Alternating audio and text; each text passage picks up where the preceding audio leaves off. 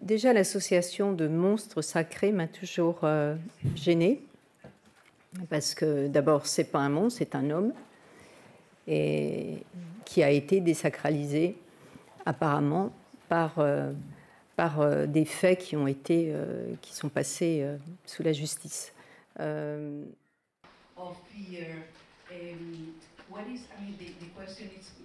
Une star de cinéma est un homme, un roi est un homme, un président est un homme. Donc pour moi, il n'y a pas de... Le sacré, il est au moment où il se passe quelque chose, quand on crée, quand on joue, quand on met en scène. Le sacré, il ne nous appartient pas.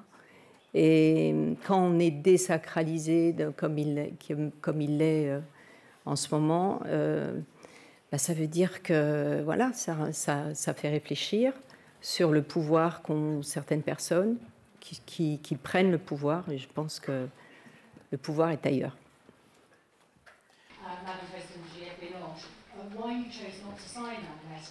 Oui, le festival suit un mouvement. Le mouvement de la vie sociale, politique, des changements qui se passent dans le monde. Et parfois, il est précurseur et parfois, il suit. Ça dépend des sujets. Mais je trouve que le festival est de plus en plus en phase avec ce qui se passe aujourd'hui. Notre vague de révolution MeToo, elle a pris un certain temps pour arriver. Puisqu'on a réagi très fortement dernièrement.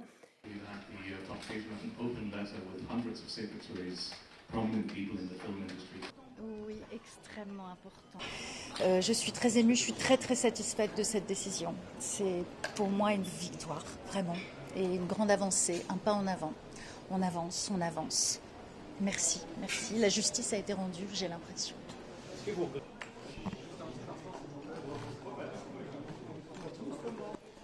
Gérard Depardieu a été déclaré coupable. Il va bien évidemment interjeter appel. Mais ce qui est très important et ce qu'il faut retenir de cette décision, c'est que pour la 10e chambre du tribunal correctionnel de Paris, accusation vaut condamnation. À partir du moment où vous êtes mis en cause aujourd'hui dans une affaire dite d'agression sexuelle, vous êtes automatiquement condamné. Et peu importe si vous avez, et si on relève de multiples contradictions, des mensonges, voire des incohérences et des incompatibilités physiques. On a passé une nouvelle étape, c'est-à-dire que maintenant, la défense même dans ce type d'accusation, de procès, n'est plus acceptée. Bien évidemment, la Cour d'appel va sanctionner ce type de décision puisque c'est une négation des droits de la défense.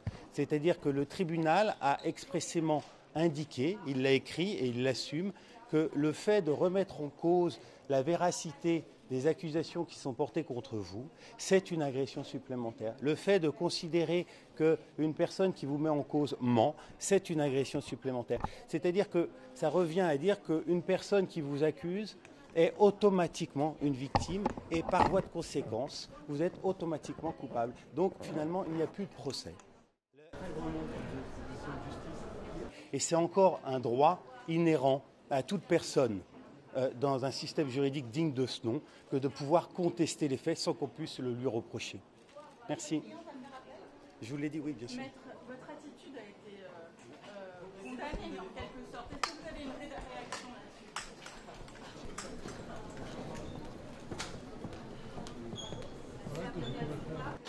C'est une belle décision, c'est une reconnaissance pour les victimes aujourd'hui, pour les victimes de Depardieu. C'est la victoire de deux femmes sur un tournage, mais c'est la victoire de toutes les femmes derrière ce procès. Et j'ai une pensée également pour les autres victimes de Gérard Depardieu qui sont déclarées, qui sont prescrites, et pour les 4 autres victimes qui sont venues à la barre pour raconter les agressions sexuelles dont elles ont été victimes.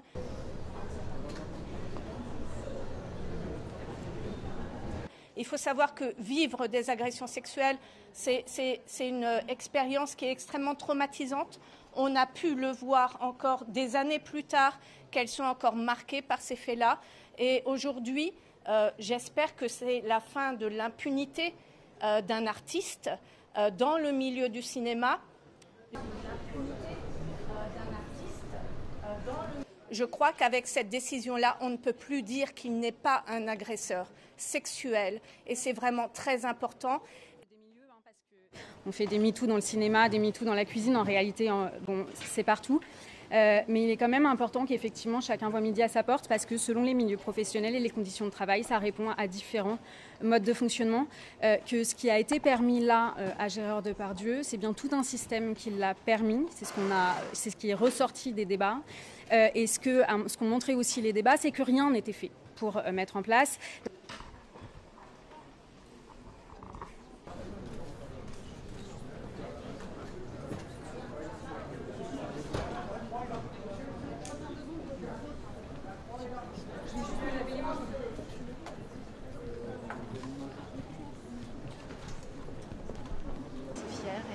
Redonner espoir à toutes les femmes qui sont en attente de procès.